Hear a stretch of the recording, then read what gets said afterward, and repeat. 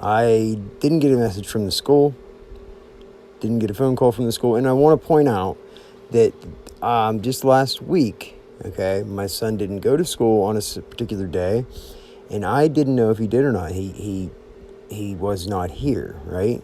So I was left to assume he went to school, but I didn't think he did, and so I called the school to ask if he had come to school today.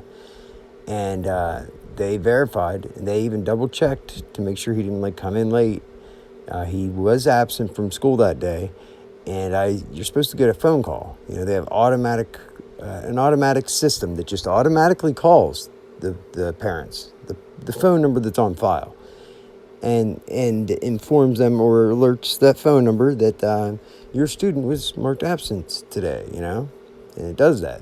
Believe me, I got these calls last year when my son was in school. I would get the calls because he was going to alternative school, and for some reason they kept trying to mark him absent, and he couldn't afford to miss any more days. He had to be there every day.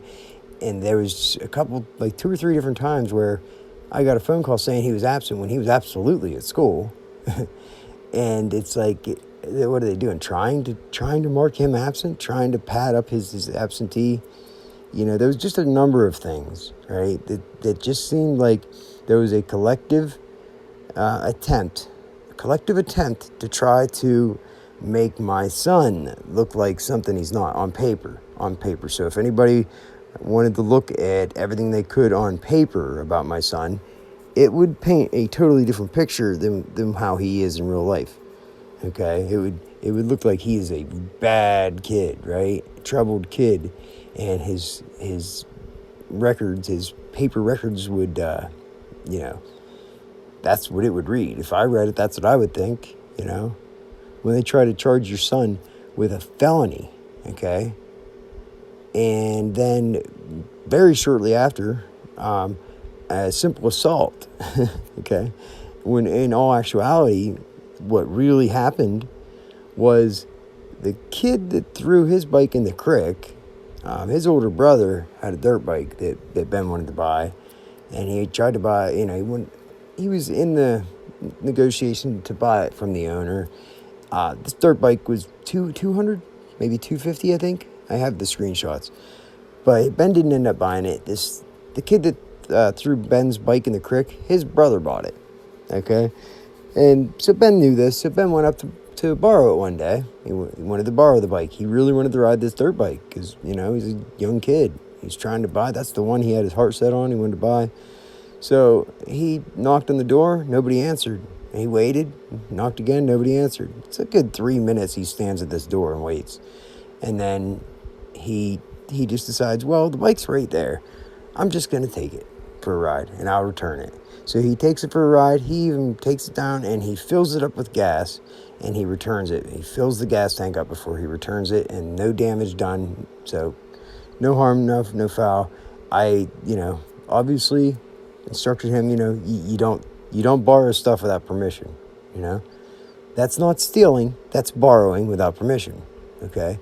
Stealing, theft, by definition, is the taking of movable property without permission, with the intent to deprive the person thereof, so with the intent of not giving it back. So you have to include that to make it a theft, okay? That's what the theft is, when you steal it with full intentions of keeping it, okay? And he obviously showed without a doubt that he was borrowing it. He borrowed the bike. He tried to get somebody's permission. He knocked and everything. It's in broad daylight, right in the view of the camera. He's not that dumb. He knows he's on camera. He didn't act like shady or anything because he didn't think he was doing anything illegal or anything even that wrong, That's hence why he filled the gas tank up and brought it back, because, that's a nice gesture. Thanks for letting me borrow it. Here, I filled your tank up, type of deal.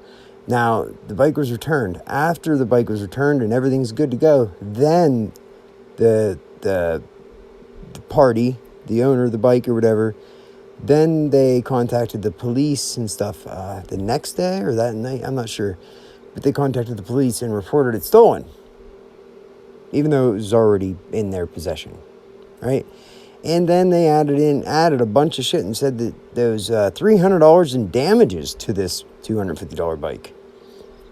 Okay, that they valued it over $500. They valued the bike at over $500, and then added another $300 in damages. And I attempted to get the video clip of when, because I got the video of when he took the bike. You can zoom in and you can clearly see the condition the bike's in. And then I asked that same person, I inquired to try to get the video of when the bike was brought back. And wouldn't you know, shucks, he let me know that, well, you just can't tell on that video. But he didn't give me the video, wouldn't give me that video, right? Wouldn't share that video with me, because that proved that my son didn't damage the bike, okay? Because they must have cut the seat with a knife or something. I guess apparently the seat was all cut up, and they showed it, and my son described it to me. He said it looked like it was a fresh razor blade. They just sliced it, the seat cover, and that was it. That's certainly not $300 in damage. He didn't do it anyway, and they were trying to claim that the gas cap was missing. Well, he drove it back from the gas station after filling it up. Pretty sure the gas cap was on it. You can't drive a bike without the gas cap on it. It don't really work. So that was that question. It was the stupidest question they could have tried to come up with. That was shot down right away when when the truth of the matter is that, no, pretty sure the gas cap was on it, because he just got back from putting gas in it. They're dumbasses. So all these things just totally destroy what they're trying to do. So here's this collective attempt to try to make my son look like a thief, right? So they charged him with a felony. Oh yeah, felony. And never talked to him about it. Never got his side of the story. Nope. They left a note on the porch while I was here, and so was my son. They left a note on the porch saying that they needed to talk to us ASAP about an incident my son was involved in. But I couldn't get a hold of him, talk to him. Couldn't talk to him if I wanted to, even though they were on my porch while I was here. Yet the dogs didn't bark and I didn't hear them. Isn't that funny? Isn't that funny how that happens? So I started asking questions like a good concerned parent would do, because that's what I am. I go right to the source and I ask the right questions, right? Which cops do I need to talk to? Why is everybody convinced that my son did this? This is about another incident the day before about a dirt bike, okay? You see, isn't that crazy? 2 days in a row, 2 dirt bikes get stolen, and my son did it all, right? That's what the picture they're trying to paint. Had I just done nothing at all, they would have succeeded in that. But no, you have to ask the right questions. So I asked the right questions to the right people. That's all I did. I didn't try to make anybody look bad. I didn't try to make anybody look out to be a liar or anything. But in addition to this other dirt bike that just was parked perfectly in perfect condition, just was half a block away from where it was supposed to be, and nobody knew how it got there. So this is the other one that they were trying to pin on my son, and they wanted me to come down and help. They wanted me to bring my son down so they could identify him, right? I said, no, that's not happening. I would like to see whatever evidence everybody else got to see that convince them that my son had something to do with this. Why can't I see this evidence? Everybody else is saying that my son did this. It's going through the school. I heard it from 2 people already. My son ain't even home from school. And so I'm reaching out to the source, to the people, the person that called the cops and the person that owned the business where the bike was found. And I'm asking them, just them, in private conversations, what's the deal here? I need some more information, And they're trying to tell me that my son did this, my son did that. I said, well, wait, based on what, can I see the video? Oh, the cops took it. Yeah, no, they didn't take it. It's a digital fucking DVR, an NVR. I have the same software. Eventually, after I told him that, he sent me a still image of a video that he pressed stop on. It's a still image of a video taken at a 45-degree angle at his computer screen from his phone. He took a picture of his computer screen from like 5 feet away. And on the screen was a picture of somebody, I don't know who, Somebody who maybe not, could be my son. I don't know. But it's just a picture of a person at night. I don't know where. I don't know when. I don't know where it's at, like the location. And there's no dirt bike in the picture. And they sent me that. I was like, well, what is this supposed to mean? This is a picture of a kid, it looks like. Who may or may not be my son, and who may or may not have something to do with a dirt bike. And it may or may not be even at this location. I don't fucking know. I was like, can you do something, what the fuck makes you think my son had anything to do with this? The more and more I dug into it, the more and more it was obvious to me that this was one of those situations where it was a collective attempt, some shenanigans. Somebody tried to pull a fast one and take advantage of an opportunity to smear my son's name and label him as some kind of criminal, right? So after the first day, that dirt bike, and I asked the right questions, and I told my son, I said, listen, they're out to get you here. I said, so don't do nothing stupid, right? That very night is when he went and borrowed his buddy's dirt bike. That very night. So there you have it, 2 days in a row. I get another phone call from my buddy saying, hey, I need to talk to you about Ben, about a dirt bike. I'm like, what the fuck now? I was like, seriously? So, long story short, that was the felony, okay? There was 2 incidents, 2 dirt bikes, Now, the real nice one that was at the hardware store, that just conveniently, the person that called the cops, who I've known my whole life, he tried to claim that he had $2,300 stolen out of his garage as well as this bike the bike, ran away a half a block and found itself at the hardware store a half a block away, perfectly in the same condition it was when it was at his house. I understand it shouldn't have been there. I don't know who did it. Okay, but here's the bike. Everything's fine. There is no harm. There's no damage. There's no victim here. Okay. No, they tried to turn the situation around, and he tried to say that he had $2,300 of his customers' money taken out of his garage. I don't understand why his customers would have $2,100 in his garage. $2,300. I'm sorry, $2,300. And also, bullshit. That's fucking grimy. Taking advantage of an opportunity to try to lie and blame a kid for something that's way, way different than him coasting a dirt bike half a block down the road. I don't even know if he did that. Like I said, we never did figure anything out. Never caught the fucking, the Hamburglar. So the $2,300 though, because I reached out and started asking the right questions, and only because of that, I believe, for some reason, it was in the police affidavit. It was stated in the police affidavit, okay? The criminal complaint. It was actually stated right in the criminal complaint about this $2,300 missing. However, the formal charges that he got brought up on when we went to court, that paperwork, nothing about it. They just conveniently just forgot about that. Let's just forget we ever wrote this in here, right? And I feel like it's only because I was asking the right questions and they realized they couldn't do that, because I was going to force the truth to come out. I was going to force the information out to get to the bottom of it. And whenever they realized that somebody was going to go digging into what this $2,300 missing, then all of a sudden they didn't want to talk about it anymore. Also, that dirt bike was a super deluxe one. It was really nice. It was actually worth a couple $1,000, right? Real nice. That one, they just charged him with misdemeanors on those criminal complaints. The misdemeanor prowling.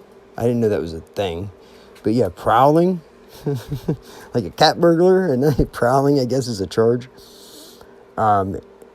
Prowling and disorderly conduct, I think, or whatever. And a theft by unlawful taking of a movable object or whatever, misdemeanor. Okay, for a dirt bike that's worth like couple $1,000. But the cheap, crappy fucking $200 dirt bike that he tried to buy, and the other kid bought it out from under him, that he filled the tank up. No, they were charging him with a felony for that one. Oh, yeah, plus $300 restitution. Yep, I had to pay that, and I did. Despite that kid's little brother threw my son's bike in the creek. They never paid for that. They didn't do anything about that. So this kid harassed my son at school over the course of the next 2 months. He harassed my son at school any chance he could. He would hurry up and get to his seat at lunch and wait for Ben to come over to sit down, and then he'd smile at him real big and take his seat. Shit like that. And then he would bring it up in front of all his friends, like, "Oh, Ben, you're going to be screwed at this court case," and stuff like that, he kept saying, right? And this is the case regarding his older brother, But the kid that's fucking with him here is half his size. Took his bike and threw it in the creek, Ben went to the mother and to address it, and he said, "Hey, your son threw my bike in the creek." And the mother told him to buzz off, pretty much. Said, "Well, if you want anything done, you got to get your dad to come here." Like she would not even entertain anything with him. So I told him, I said, "Well, if she's like that, Ben, I'll give you $20. It ain't worth. I don't want to talk to her." I said, "It's not worth our time to go. I'm not giving her the satisfaction. No, I'll give you $40 for me not to have to go talk to this bitch," I said. You know what I mean? So I didn't go over and talk to her. But that just got, whatever. It's petty fucking bullshit, My son bought that bike himself with money he earned at a yard sale for $20. Or off the marketplace, actually. That kid threw it in the creek. He never did get the bike back, I guess. Whatever. These kids don't value property anymore. They just let shit go. But anyway, yeah, that never got paid for. Nothing got done. Whatever. My son got another bike. I bought him another bike. Or he bought another one. And another one, and another one, and another one. Anyway, the kid's fucking with him at school every day, right? And the kid is bringing up the court case in front of their friends. Now, his intent was to bully Ben, embarrass Ben, get everybody to laugh at Ben and pitch in. "Oh, yeah, haha, you're going to lose this court case." But that wasn't what happened. It had the opposite effect. Instead, all the kids, they kept bringing it up afterwards, and they kept throwing it in this kid's face and did exactly the same thing back to this kid. So this kid got mad about that. He went to the office. He told the principal, "Ben's picking on me. Ben's picking on me, bullying me." Right?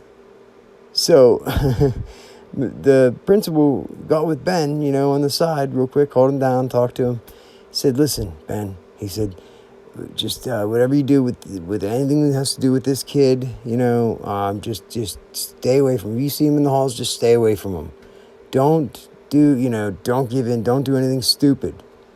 He knows how kids can be.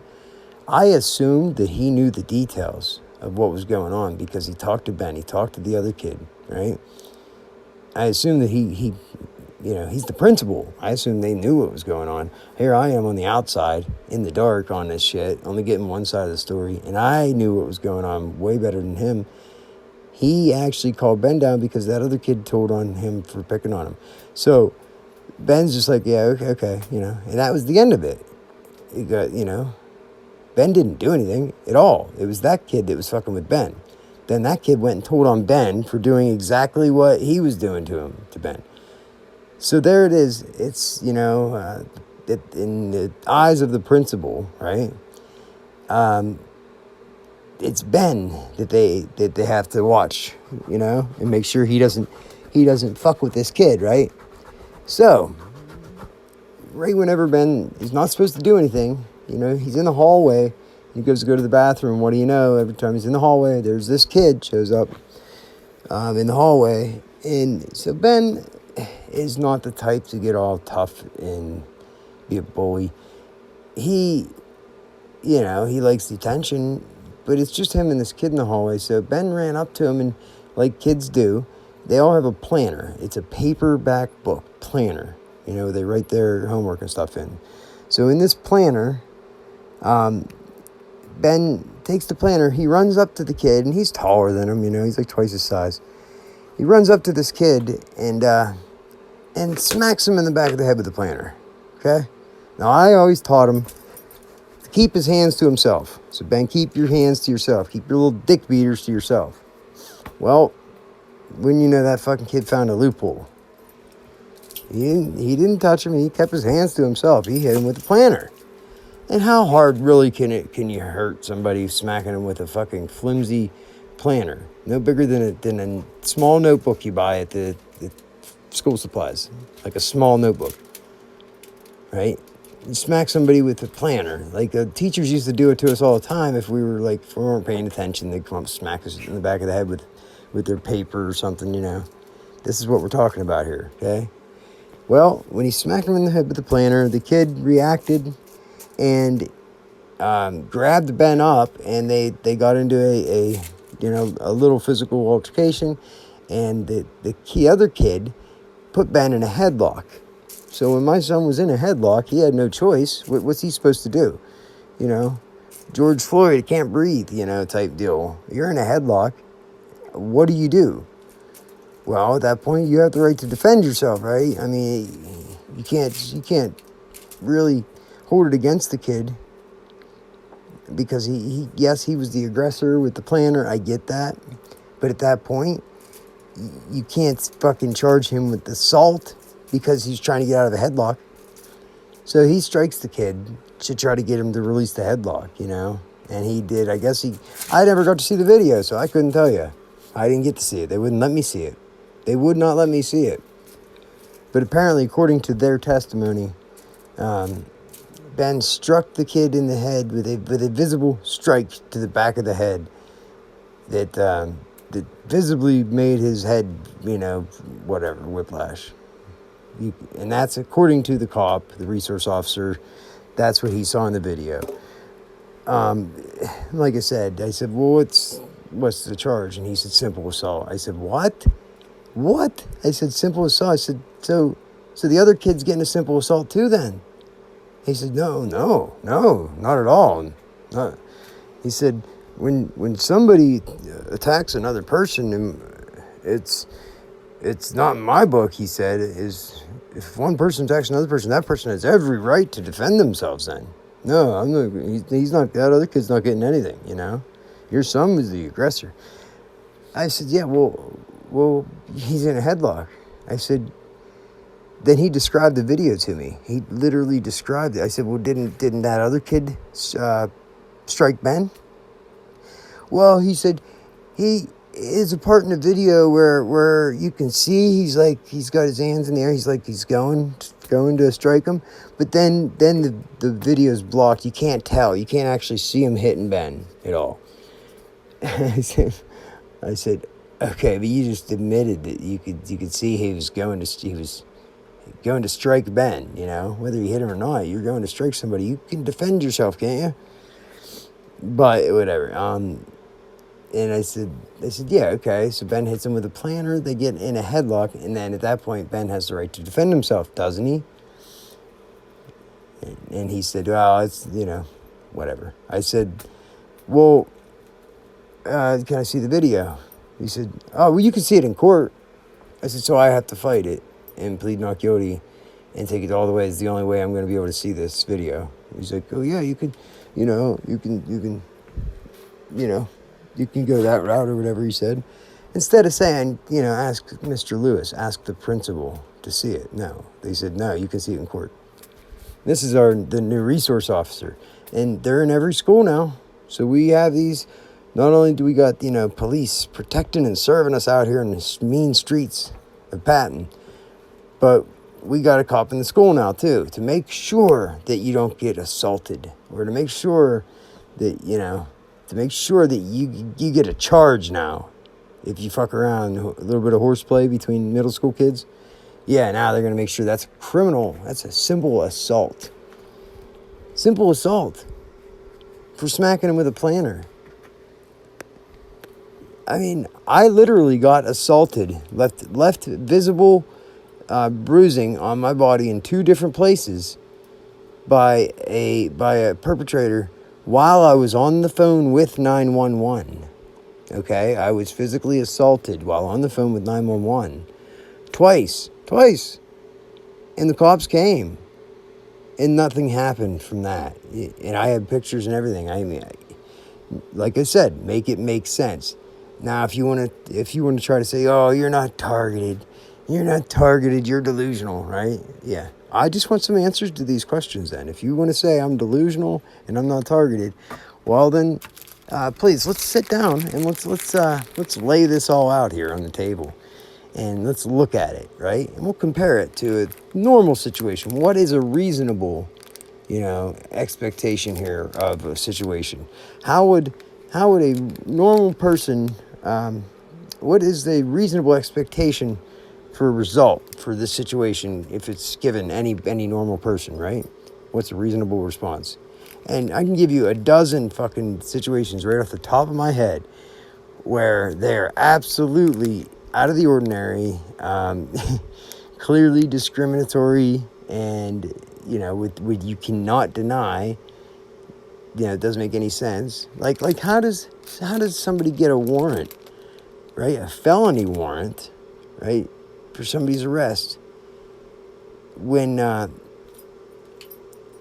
person's after you go through the process, right? And at the preliminary hearing, the officer who filed the police affidavit, the sworn police affidavit to get the warrant, he testified that my name was not even on his criminal complaint. Okay? My name whatsoever, I was not involved in his criminal complaint whatsoever, yet the warrant was for me. And they were able to put this on the news, on several news agencies, the paper, Facebook. It smeared my name all over fucking the internet. To this day, if you look up John Hofer, Patton, PA, and it'll pop right up. First thing it'll pop up is a picture, wanted for felony burglary and criminal mischief. It's total fucking lies. Okay, so when you realize that, that's who we have protecting our streets out here, right? Well, I hope it feels all warm and fuzzy inside because you got them in school now too.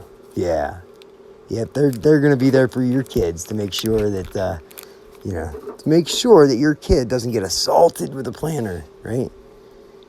Don't want your kid getting assaulted with a planner, right? You got to make sure that whoever assaults somebody with a planner, they go to juvie and they get punished to the full extent of the law. And by law, I mean your pocketbook, your fucking wallet. Because at the end of the day, probation was very, very strict with me. Very strict. It was unbelievable, right? Where I failed one piss test, right? Because wasn't even supposed to be on probation. They tricked me into being on probation, and in the past, whatever. But they caught me off guard. They sent my letter stating that I had a scheduled appointment at probation. They sent that letter to my old address. It was not even on my docket. It was not on anything related to the reason I was on probation. They had to go out of their way to get my old address and find my old address to send that letter to the wrong address. That's what they did. Okay, they sent the letter to the wrong address. Then, since I was already asking the right questions to the mailman, and I would get pictures of my mail up there and stuff, I knew what I was missing. I knew what mail they were keeping and shit. I have evidence of them fucking with my mail. But I got that letter down here at my other address. I got that letter anyway. So I knew about the appointment the day before. Now, granted, the day before is whenever I got the notice of this appointment at probation. And I go up and I was honest with them. And they threw me in jail for 23 days for it. Granted, the originating charge is a $50 summary disorderly conduct fine. That was the originating charge, the origin charge. $50 disorderly conduct summary, not even a misdemeanor. Summary, citation. It's a citation. It's like a ticket. But that's what they tricked me into this probation and then threw me in jail for 23 days. It was only supposed to be 12, but nobody could answer that question either. They just left me in there an extra 10 days. They waited for me to give all my stuff away because the judge said, I was going home after my hearing. And then I was just patiently waiting to go home. And I had all my stuff there, and I gave it all out to everybody, because that's what you do. And then just to find out that for the next few days, the counselor in there, who happens to be my brother's old lady, it's her first cousin, right? What do you know? Isn't that something? This counselor gave me a different story every day, right? For the next 5 days. Because, of course, then it was the weekend, so can't find anything out till Monday. He told me like 2 or 3 different stories at first, trying to tell me where the mistake was. Tried to make it out like, oh, I have some other charges or something. That's what's keeping me in jail. I said, no, I don't. I literally had a receipt that I just got handed that day of a fine that I had just got paid off. So it was zero balance from another magistrate. That's the only thing that I still had, which I didn't have anymore. And I had the receipt saying paid in full, zero. They gave that to me before I had my hearing with the judge there at the jail. And then the judge, released me for time served. And so I'm sitting there, and they just added 10 more days to my sentence. They fat fingered me. The fucking guard, like I said, I'm targeted, dude. But the guard up there decided, we'll just keep him here for an extra 10 days, okay? So there, I'm asking the questions for the next few days. I have my mom calling up, my mom driving up to the jail. The same guard that puts the records in is the one that came out and told her off, like a fucking ignorant piece of shit that he is. My mother is a nice person. She's, not the type of person that you would ever have to tell off or be a dick to. And there's your gentleman fucking dickheads. Cupcella up there at the Cambridge County Prison. He's the one that shot the dude years ago. He went out and got his personal gun out of his vehicle, brought it back into the prison, and killed the dude. Killed the dude. But the prisoner was holding a nurse hostage and was, being whatever. But regardless, this is the guy. They don't have guns in the prison there, They've had them locked down, in the armory. This is years and years ago. And SWAT had to go in to take this guy up with Cupcella. Yeah, he went and got his own personal vehicle, or personal firearm out of his vehicle. This is the story I was told anyway. I don't know how true it is. But yeah, he shot Tyrone Dixon to kill him in the prison. But in the midst of it, somebody shooting. I don't know who shot what, but I had another buddy of mine I graduated with was a guard up there, got shot in the leg during this endeavor. So he quit. He didn't want to be a prison guard anymore after getting shot in the leg and almost losing his life. But yeah, Cupcella, the one who, he can kill somebody in the prison pretty much not by the book. And he's the one that's in charge of records, right? Isn't that something? Doesn't that make you feel all warm and fuzzy inside? He's in charge of records. So he's the one that puts the records in and makes sure that's the guy that determines when you get out. He puts the date in, and then they all throw their hands up. Well, it's in the computer. I don't know. It's in the computer. I can't do anything. It's in the computer. Yeah, he's the only one that puts it in the computer, right? He fat fingered it. So they kept me for 23 days. When I got out, they had me going up to probation every week. Every week. Even though I passed every single piss test after that. Didn't matter. I passed the piss test. They had me wanting me back up there next week. Every week. Boom, boom, boom. They were harassing me. Absolutely harassing me. I had a $50 citation for disorderly conduct. That's it. $50 citation for disorderly conduct. And as soon as I got out, I paid my fine and everything off in full. Even though it was $50, and they said that would keep everything down, court costs and all, like below $300. They lied there too. They padded that fucker up. It was $700. $50 fine turned into $700. You tell me. And they told me specifically that it would be under $300, all the court costs and all. So anyway, despite that, the day I got out of jail, I went up and paid in full my fine. And paid it in full because they told me I could get off probation early if I paid it in full. Because that was the deal. That was the only reason I signed it. I signed the plea agreement because I wasn't supposed to have probation. And they said, well, if you pay your fine off, you can just petition to be terminated from probation early, And yeah, no problem. I said, oh, okay, I guess if that's the case, then we don't have a problem then. because I don't want to be on probation. And as long as I fulfilled my end of the bargain, I wouldn't be on probation. So I did. They didn't.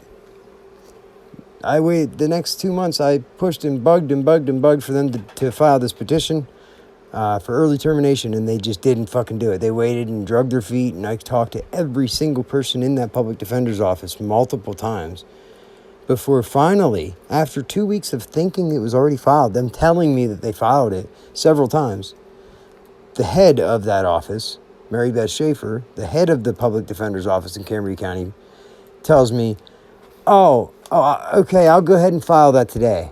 I said, what do you mean? She said, well, I'm looking at the docket. It's not filed yet. I said, well, why was I being told it was filed already for the last 2 weeks? I don't know. She's like being a bitch at this point. She's like, I don't know. Do you want me to file it or not? I said, well, yes, obviously. That's why I'm calling every day. But why? I don't understand what would make them tell me that it's filed already if it hasn't been. She's like, I don't know. Who are you talking to? I said, your office. Your attorneys in your office told me this. So she got all bitchy, pissy. So I proceeded to check on it every day after she said that. And it wouldn't show up on the docket. Didn't show up on the docket. And I'm just, all they have to do is file this one piece of paper, right? And then the judge says, yep, okay, signed off. He's paid his fine. Yep, he's good. Get rid of him, And that was it. That would be it. They'd sign off. No, they wanted me to take a piss test every week for the next 2 months. They wanted to find any fucking thing they could to keep me under their thumb just for punishment. This isn't actual probation. They didn't actually care about me. It wasn't for my best interest. I was passing piss tests. I was doing fine. I didn't fucking do anything to begin with. That necessitated being on probation, So I fucking believe me. I was pissed, and I was on probation. So I was making videos, but I wasn't posting them yet because I was still. They still had leverage over me. They still had me by the balls. I was under the court's jurisdiction until the middle of January, right? This past year. And the judge made sure he pointed that out. He said, now you're still under our jurisdiction until January 12th. I said, yep, duly noted. Thank you very much. So I went and I was a good little boy. I was a good little targeted pat, and I didn't put any videos up about probation while I was on probation. I'm not an idiot. I'm not going to put videos up pissing them off, making them look bad while I'm on probation, because they can go a lot further. They can do worse, They could just show up at my house and arrest me and make up whatever they want. They've done it to me before, where they just lie, throw me in jail for no reason, and then find a reason later on and make something up. Hell, I had Pam Neff put me in jail because she was mad. I passed my piss test, and she was mad that my paperwork checked out. So she didn't know what to say. She'd already planned on putting me in jail when I went up there. And I was on house arrest for driving under suspension. And this is 6 months into it. I was just over it, ready for it to be done. And then one particular day, I went to an appointment, and I brought my daughter at 10 in the morning, and I stopped and picked up pancakes for my daughter for breakfast at 10 in the morning at an establishment that was on the way that I called and ordered ahead of time, okay? And I obviously didn't get authorization from house arrest, probation, if I could stop and get pancakes for my daughter at the Slovak Club kitchen at 10 in the morning. I mean, nobody's going to do that. It's not like a scheduled stop. All I had to do was, I was walking past, all I had to do was just go in the door, grab my bag, and hand them the money and walk out, right? That's it. It was on the way. Well, somehow, Pam Neff just kept interrogating me about this one particular day. That one day. And the only person that knew anything about that one day was my ex-wife, who's obviously fucking turned me in and worked against me to try to get me thrown in jail. And Pam, that they knew where I was. They wanted me to incriminate myself and admit that I stopped at the Slovak to get pancakes for my daughter. So I'm not dumb. I knew that. So I didn't admit that at all. I didn't deny it either. She didn't say, did you stop here? That would be a pretty dead giveaway. But she says, where else did you go? I know you went somewhere else. It doesn't take that long to go from here to here. Where else did you go? Like, come on. Okay, you know where I went. You want me to incriminate myself. How about suck a fucking bag of dicks, Pam? You know? Maybe if you had a better fucking haircut, a less dykey looking haircut, I might have been focused, I might have been distracted and fucked up. But no, you look like a bull dyke, so I was fucking straight focused like an arrow. Like, I had laser sharp focus. You weren't getting me on that. But you did. You got me. You said, well, where's your diagnosis paper from your doctor? Where's your diagnosis paper? I said, now at this point, I never heard of a diagnosis paper per se. Like, it's a thing. Because it's not a thing, Where's my diagnosis paper? Like, that's some kind of official paperwork that you're supposed to have to share with your probation officer. It's not even allowed. They're not even allowed to ask that. Okay? It's against your HIPAA violation if you work in the medical industry to disclose or to ask questions like that in regards to your personal, private, what's your diagnosis? Where's your diagnosis paper at? I said, I don't know. The doctor didn't give me one. I said, it's 1 o'clock in the afternoon. Why don't you call him? He'll give you whatever you need. Nope. It's too late. You're going to jail. I said, what? What do you mean? I said, you want this. His office is open. Call him. He'll provide you whatever you need. Pretty simple. Nope, too late. You're going to jail. So obviously I went to jail flipping out. Like, this is bullshit. This is against my rights. This is wrong. And everybody I told, it garners more attention to the point where I had a lieutenant, a white shirt at the jail. He was on the phone trying to figure out and get to the bottom of why I was there. Now, he got my side of the story. I told him the truth. And he knew that wasn't right, that shouldn't be the case. And he wanted to make sure that they weren't being liable for, an illegal detainment, an illegal imprisonment. So, illegal incarceration, I think it's over $1,000 a day they got to pay you. So, he was on the phone, but of course, nobody would answer. Nobody would give him any answers to what he wanted, So, I'm sure it got back and they had to actually do something because I had a hearing within 3 days, like right away. But when I got up to that hearing, I didn't know what the fuck to say. I didn't know I was there yet. All I knew is the diagnosis paper thing wasn't going to fly. They weren't going to say that in court. I knew that. I'm not dumb. So I was just in suspense at the edge of my seat waiting, like, what the fuck are they going to try to say here? And I kind of knew, I had kind of feeling that she probably went and got proof from the slow block that I stopped there. And that's probably what she was going to do, I just had a feeling like I knew. I just knew because that's the only thing they could have done. And I got up there and she got up to the stand and she said, Mr. Hofer had an unauthorized stop during his scheduled timeout and I have proof. And I just knew it. As soon as she said that, I said, yep. I have this fucking curse of being right all the time about shit. Shit that I don't want to be right about. Shit I don't like being right about. And it sucks. It's always bad shit that makes people mad. Or it's, something that's bad for me. That's the shit I'm always right about. And it's a curse.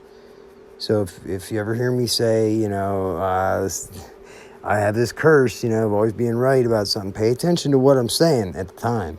Because so far, anytime I say that about something and I'm claiming something, I'm right. I haven't been, hasn't let me down yet. Now, of course, I've been wrong about shit in the past, but not whenever I don't say, oh, I have this curse of being right all the time, on something that I'm clearly not right on. I admit when I'm wrong, and I admit if I don't know what I'm talking about, I'll tell you, I could be wrong. I don't know. But in cases where I know what I'm talking about and I say, I have a curse of always being right, pay attention to what I'm saying. Probability says 100% chance I'm right if you're going off past statistics. But anyway, this is our criminal justice system. Probation is fucking horrible. They're up my fucking ass. I took like 5 or 6 piss tests for them in a month and a half after getting out of jail for a $50 fucking fine. It was all paid off and they were supposed to fucking terminate me early from probation. None of it. None of it. None of it made any sense. They didn't do a fucking thing for me at all, despite me pushing every day and doing everything I could. Doing my part and then some. So, whenever my son's got to go on probation, I'm thinking, oh, great, here we go. Now they're going to do it to him, Great. I'm glad my son was on probation. He ended up taking receiving stolen property and a disorderly conduct, which is far, far better than a simple assault and a felony. Okay, so I said, well, I'm okay with Ben getting punished, some kind of punishment here, because I don't want him to get off scot-free. He ain't gonna learn anything, But at the same time, I don't want that other kid to learn a bad lesson here and think that he can use the system against other people and get away with it. When that kid, it was clearly the perpetrator and did a bunch of shit way worse than my son did. What my son did was victimless and it was harmless, except the planter to the back of the head thing. He's, sorry, buddy. Somebody smacked you with some paper. Sorry. Right after this court case, they moved out of town. They moved to a different town. Not even shitting you. Which it's a good thing because there was a no contact order too, like a restraining order. So if that kid would show up somewhere, Ben would have to leave, because he's like he's some kind of aggravate, like he's some kind of provocateur or something. He's going to aggravate him and start something. No, that's not, that's not how that all went down. But if you look at it all on paper, right, you would see these things like, I guess, I don't know if you'd see him or not, but he's a juvenile, but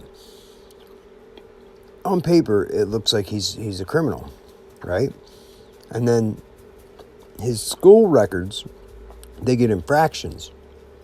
It's the same basic structure, right? They get so many infractions, then they have to actually do some sort of enforcement and some sort of punishment, fitting punishment to the whatever the infractions are. He's got a list of infractions from last year too. It was an alternative school twice last year, and then his attendance was horrendous. And he was at the point last year where if he missed another day, he was going to fail. And he had to do summer school because of this. But isn't it funny, though? They just whenever the substitute teacher would come in, just those days when there was a substitute teacher, Ben would get marked absent whenever he was clearly in school. Now, I remember how that worked when you're in homeroom in the morning and you got a substitute, and they're asking the kids, how do they do attendance, And the kids pretty much do the attendance for you, for the subs. That's how I remember it. So I found it hard to believe that a substitute teacher just so happened to, every time there was a substitute teacher, they would mark him absent like that. It happened like 3 different times. And guess what? I would get the phone call on my phone saying that my son was marked absent, right? So on paper, it'd show, him fucking missing all this time in school. And it's night and day. If you meet the kid and you talk to him and you know him, compared to what it would look like on paper. Okay, so that's my point. It's my rant. There was a collective attempt, an intention to, to make my son look bad, to smear campaign, discredit. And I think it's the main goal. It's all just so they can make me look like a bad dad. Isn't that fucked up? They're having such a hard time making me look like a bad dad because I'm not. It's really hard to make somebody look like a bad parent if they're a good parent. I'm sorry, it's not hard.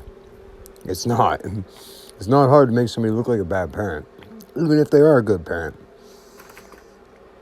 If you're basing it off just to look at the kids, what are the kids doing? Well, it must be the parents, right?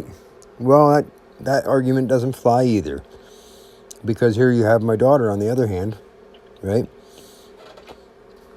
She's a straight A student. She's a delight to be around. She gets along with everybody she meets. She's a sweetheart, very smart. She's worked from the time she was 15, going to school. Right now she has 2 jobs. She works 2 jobs and goes to school right now. Okay, she's doing it all on her own. You know, she don't get a fancy car, brand new car when she was 16. She don't get her college tuition paid for, by whoever, rich parents or anything. I'm poor. She's doing this on her own. Okay. Now I couldn't be prouder, but at the same time, that is also an attest to, the parenting. I've been a single parent, doing it on my own since 2019. My ex-wife just stopped coming to visit the kids. She would get them every other weekend for 2 days, and she would do that for years. Like, we didn't get along. I didn't care. I would still do what's in my kids' best interest and make sure they went to their moms every 2 weeks. And as a matter of fact, I had to be the one to drive the kids back and forth, because she would change the plans every fucking time. That was the one thing their mother's reliable about. She's consistent, is you can guarantee that whatever plans you made are going to change right before. Every time, without fail, every time. Okay? If, we're going to meet here at this point to swap the kids, because she moved from this county. She absconded probation and she was wanted, So she moved to the next county over. But then she broke the law there too. Some more drug charges, and got on probation in that county as well. And then so she said, oh, well, fuck that. I can just skip town again. I can just skip out and they don't do anything, right? So she moved further away. She moved an hour and a half away. So I told her, I said, well, you can't expect me to travel that far. When you made the decision, you made a choice that didn't involve me to move that far away from your kids. I'm sorry. That's something you're going to have to figure out then, The custody order doesn't stay anywhere in the custody order that I have to fucking cater to you moving. What if you move across the country? I got to fly the kids to you every other weekend? So she understood that. And for years, we got along just fine. We swapped the kids I met her halfway. But she would always change the plans, right? So on Sunday night, whenever she's supposed to be dropping the kids off, because I would pick them up, so she would drop them off. That's how that would work. She was like, well, you pick them up, and then I'll drop them off or whatever. Or whatever, you know what I mean? Like, if I dropped them off there at the beginning of the weekend, drive all the way down there, damn near Pittsburgh, drop them off, I could kick back and relax and not have to worry about Sunday, because she was going to bring them home. Yeah. How do you think that went 90% of the time? 90% of the time, the only one that cared whether the kids got home so they could go to school the next day was this guy. Nobody else cared. The kids, well, can't we just come home tomorrow and skip school? No. And their mother would be like, well, can't I just bring them home tomorrow and they can miss school? No. You fucking dumbass. Don't you remember the hearing officer telling you that you can have just enough rope to tie your own noose because you kept the kids from school? Because you took the kids, basically kidnapped the kids and said you weren't giving them back, and you kept them out of school. That's what you got your ass chewed out for. And we're on a thin leash to begin with. You want to just say, no, they don't have to go to school. No, I don't think so. I think it was all attempts every time for years to get it to look like I was a bad dad. So she could, I don't know how deep she's involved in it or what, but somehow she absconded probation in 2 different counties for drug charges. Absconded probation, just dipped, and was $13,000 in the arrears from child support. This is all true, by the way, 100% true. Somehow, she was that. All those things were evident. Okay, and this is in 2017. Whenever that was the case, and she's living in Westmoreland County, and her address is on file. They have her address through domestic relations, because the only way she would pay any child support was if they garnished her wages. I'd have to do the wage attachment. I'd have to be playing Inspector Gadget and see if she had a job. And then I'd have to contact whoever and say, I think she's working again, oh, whatever. Because she has never, to this day, made a voluntary payment on child support. So $13,000 in the rears. I don't care about the child support. I never did. They made me file for it whenever I got the custody, because she didn't show up to the custody hearings. Anyway, she filed a petition for a modification of custody in 2017. She actually filed a petition to try to modify the custody and say the kids should live with her. She lived with Dan, with her fiance, in a one-bedroom house 2 hours from their home, where they've known nothing but and flourished here. Everything they know is here. Yeah, they're just going to say, okay, here, you know what?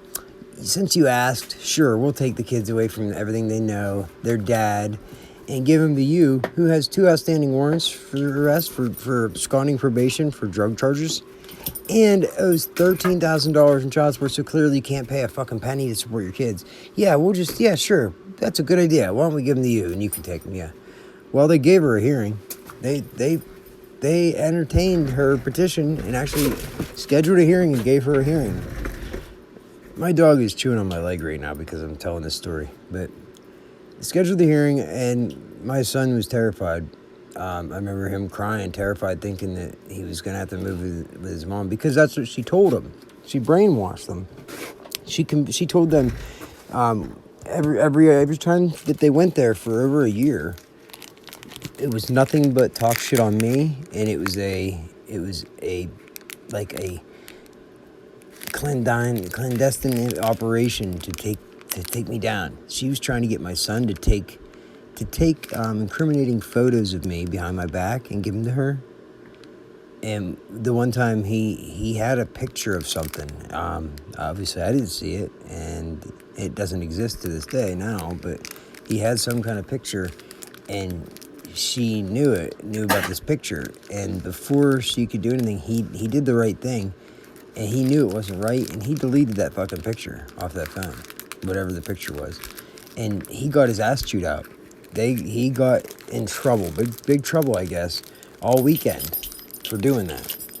Okay, and I didn't know about that for a couple years. I remember he told me a couple years later about that, and it just hurts my heart to know that they're never gonna respect her.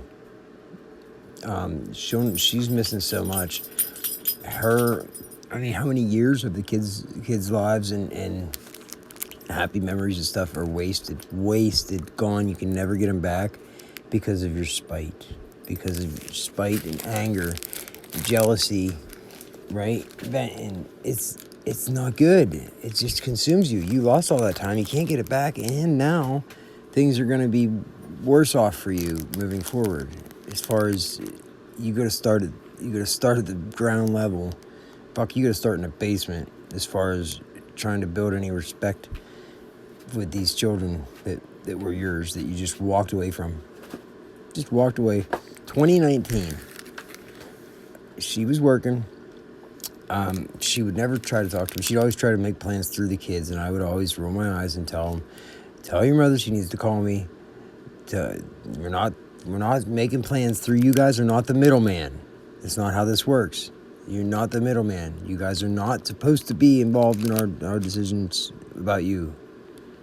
It says right in the fucking custody agreement, court order, that there has to be an open line of communication when it comes to the kids.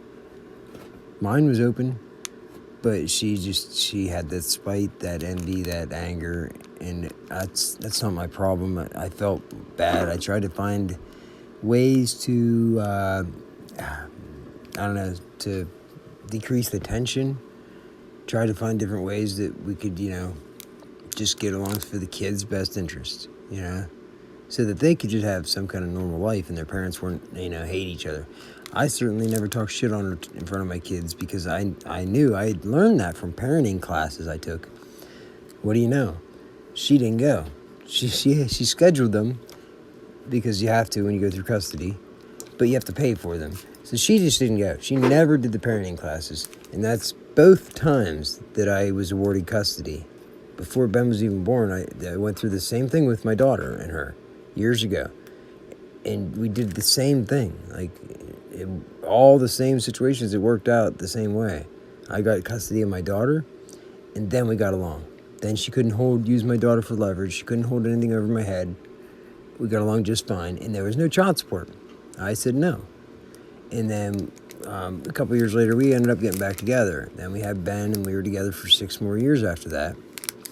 Everything was fine. Everything was good. We had a good run until the end. Whenever I don't even know, because when it was over, I could honestly say I don't know who my wife was. I have no idea who that person was. That's not the woman I married. Not at all. Like, how could you be with somebody for 12 years, married to him for 10, and stab him in the back like that? And just totally not even, have no remorse. It didn't make any sense to me. It was fucking... Believe me, I'm ruined. I'm ruined when it comes to women. They're fucking... I don't think I'll ever trust a woman again my entire life, because she cheated on me whenever my daughter was a baby, and we got over that, and I never threw it in her face, never. But then when she did it again, and then not only that, she did it, and then she did it and threw it in my face, pretty much, like, when we were done. Yeah, I don't know if some people have never gone through something like that. There's no way to describe the feeling that you get, that in the pit of your stomach, that just that heavy, feels like there's a bowling ball in your stomach. It's, I don't know how to, it's a mix of sad, angry, confused, it just hits everything at once, all those negative things. It's not a good feeling. There's nothing you can do, you can't help the way somebody feels. So I told myself I would never hold that against her, how she feels. I just wish she would have went about it differently and told me how she felt, instead of just trying, throw me in jail. So anyway, that's this story kind of went on a few different tangents, big tangents. The main point of the call was to show you that these telemarketers, or whoever they are calling, there's something up. We got questions to ask, and they don't make any sense. For instance, and I want to get my fucking calls from the school. I didn't get a voicemail. So the school said that they had trouble contacting me, to my mother. That's what she's told me. So either they didn't have no trouble, or it's just a lie, Because if you have trouble, I forget what I'm talking about. For some reason, I have some dude welding something in my head. I don't know why. I have a vision of somebody with a welding mask welding something, and I forgot completely what I was talking about. But I'll go back to it here. Telemarketing calls, yeah, they're not telemarketing calls. They're not. Prove me wrong. They won't ever stay on the phone. If I wanted to buy something off these telemarketers, I wouldn't be able to. I've tried. They hang up on you. They're not fucking selling anything, dude. They're not really bill collectors. They're not really any of that shit. It's something else entirely. I'm convinced of that because, well, like I said, my dad gets 60 to 70 fucking calls a day. Jimmy Grabowski wants to say that's normal. Then yesterday tells me, oh, look, here it is 2 p.m. I already got 7 calls. Okay, Jimmy, only 63 more to go, buddy. You see what I'm saying? And that was probably a day where he got a lot of calls, He got 7 by the afternoon. And it's probably the same company 3 times, another company 3 times, you know what I mean? But I understand that happens. That's normal. That's normal, Jimmy. But when you're talking the sheer volume of calls, 60 to 70 times a day, a new link, a new instance of of the betrayal or whatever.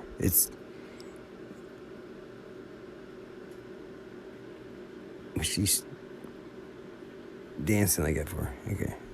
I always forget she's on this show anymore. Anyway, talking about Kayleigh McEnany, I think that's her name. Whatever. Donald Trump's press secretary, the one the badass bitch, the blonde bitch. She's on Fox News now, Fox and Friends. Anywho, telemarketers, yeah, no. Sorry, calling your bullshit on that. And the phone shit, all right? There's without a doubt, clearly some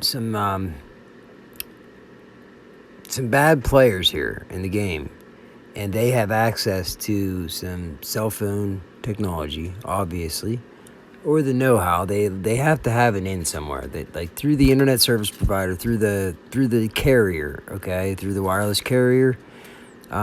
Somewhere it's on the inside, they have the ability to just turn on and off my fucking calls. Why is it that I don't have a setting in my phone anymore for call forwarding? I also don't have a setting in my phone anymore for caller ID and for me to turn my caller ID so that when I call it shows up unknown, right? Yeah, I guess that is the only caller ID. But yeah, those settings are not on my phone anymore. They're just not there. I don't have them anymore. Did they eliminate caller ID and call waiting? Oh, call waiting's the other one. Call waiting, caller ID, and call forwarding. Those three things are not, they're just gone off my phone. I've asked the question, where'd they go? And I don't get any answers. It's not like one of the regular questions that are asked on the search engine. Because it doesn't happen to everybody, obviously. Happens to me, though.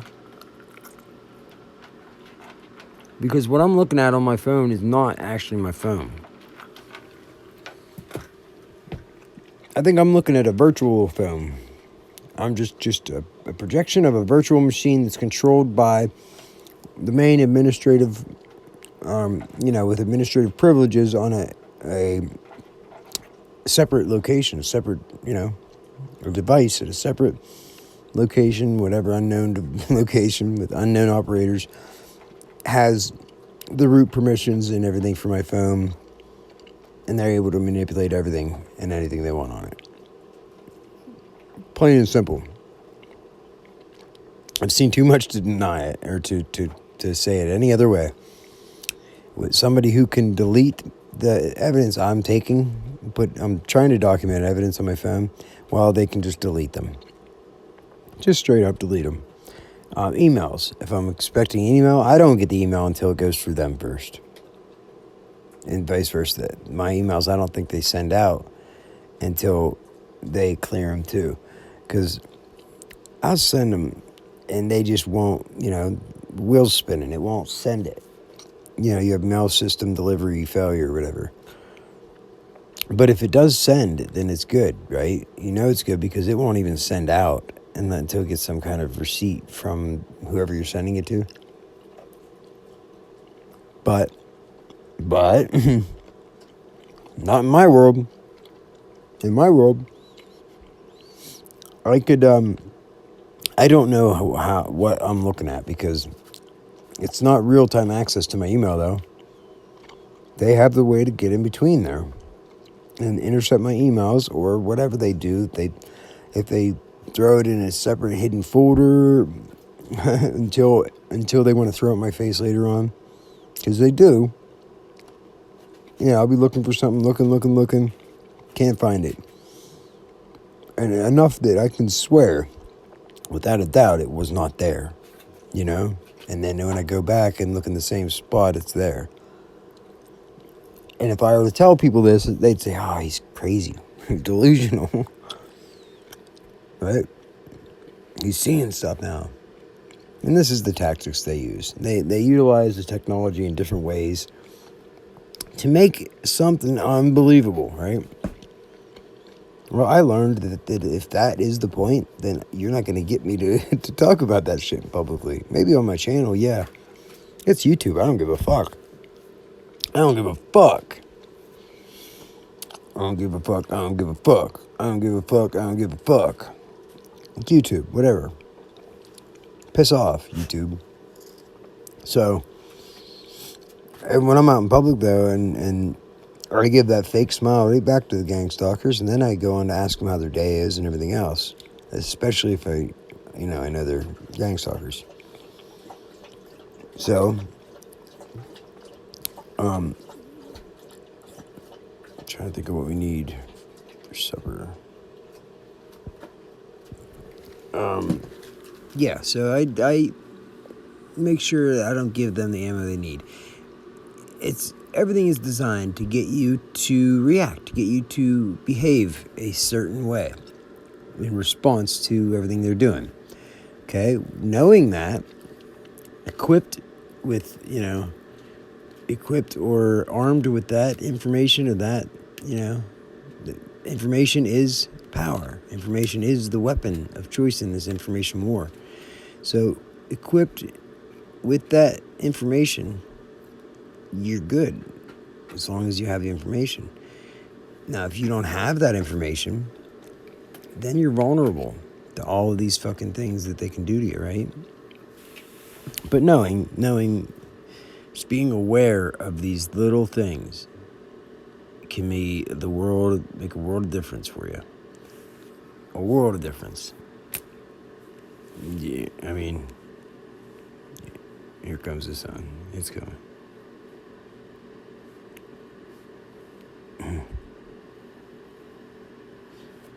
I don't know if we've ever met. Where's your... Anyway, they're knocking me out right now. I just slept all night. There's no reason I should be tired. They're knocking my ass out so they can delete this video. I'm not going to let them. Remember, kids, stay in school. Drink your milk. Don't do drugs. I pity the fool. Be good or be good at it. I'm out.